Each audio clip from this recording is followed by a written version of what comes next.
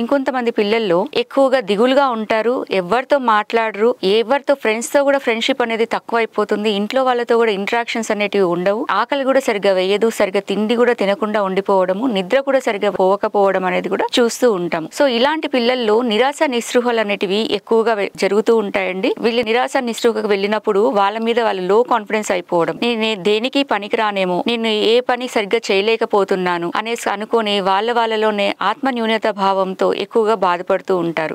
ఇలాంటి పిల్లల్లో సూసైడ్ ఐడియేషన్స్ అనేటివి కూడా ఎక్కువగా వస్తూ ఉంటాయి అండ్ సూసైడ్ అటెంప్ట్స్ కూడా జరిగే అవకాశం ఉంటుంది. సో పిల్లలే కదా ఎందుకులే అన్నట్లు వాళ్ళని నెగ్లెక్ట్ చేయకుండా వాళ్ళ బాధ ఏంటో అర్థం చేసుకొని మీ దగ్గరలో ఉన్న చైల్డ్ సైకాట్రిస్ట్ ని ఆర్ పీడియాట్రిక్ సైకాట్రిస్ట్ ని కన్సల్ట్ చేయండి. మీ పిల్లల భవిష్యత్ అన్నది మీ చిన్న స్టెప్ మీద ఆధారపడి ఉంటుంది. Don't neglect your mental health and stay focus on your mental health and stay happy.